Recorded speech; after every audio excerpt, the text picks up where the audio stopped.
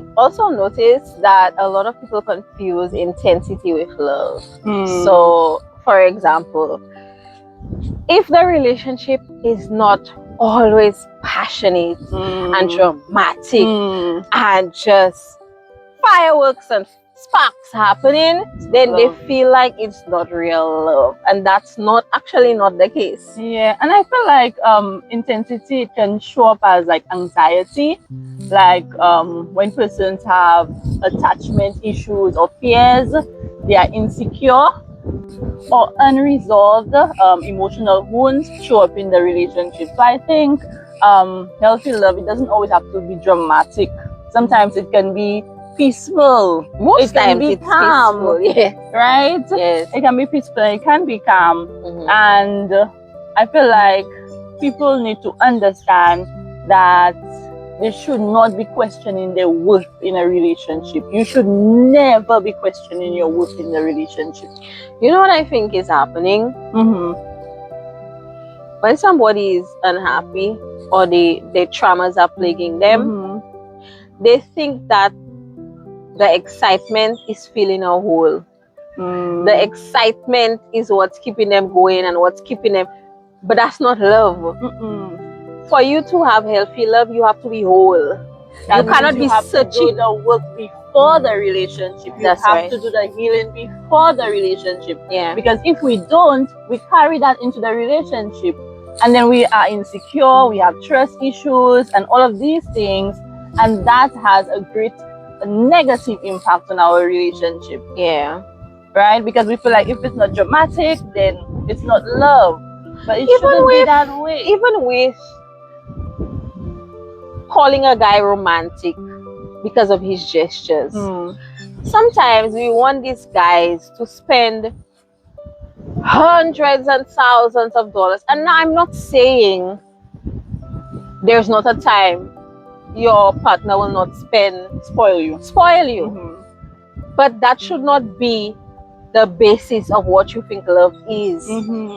There will be times, yes, love is not monetary. There will be times when y'all should not be spending that money. Not that y'all don't have it or y'all cannot, but maybe y'all should be spending that money to buy your house instead. Telling baby, no, you don't need to be doing all of that for me.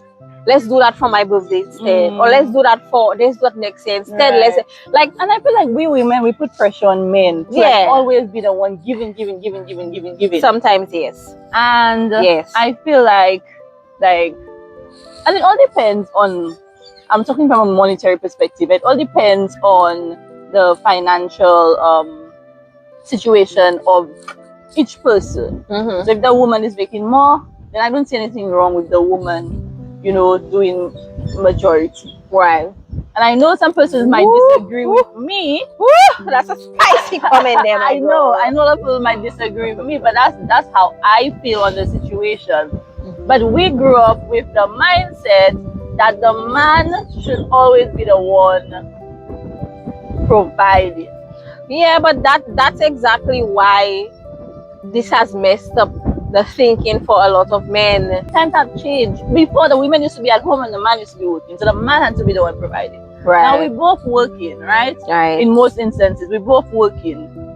So why is it that I feel as the woman that the man has to always be the one to provide? He shouldn't. You can disagree with me. No. I know a lot of persons will disagree with me because a lot of persons have that perception. But I see it differently. I think every relationship has to do what's best for them. Exactly.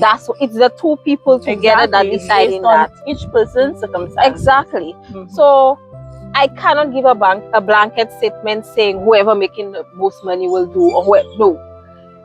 Once the two people agree and comfortable and happy with whatever scenario they create for themselves, that's when it's healthy and it's good. Yeah. So I'm not saying like it has to be that way, but I'm saying that it's possible, and it's not what society has taught us that the man has to provide. You're absolutely right. You're absolutely right. I think what it might be too, it's perfectly fine if a woman is making more money, that she's the provider and the man either he's in the house with the kids or whatever. Stay at home dad. That's completely fine. I think in our culture, especially in the Caribbean. Yes. I think in our culture, what has happened is just the way that they raise guys. They did not raise them to be emotionally intelligent. So they where they thrive is out providing. There. They were taught to think that success is how much money you make it.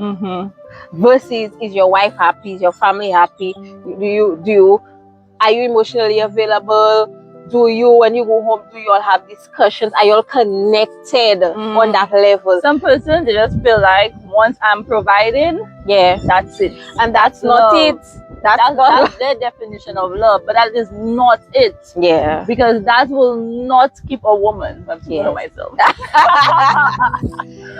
will not keep a woman if you feel that is love. Love is deeper than that. Yeah. And as you said, come home to me and babe, how was your day?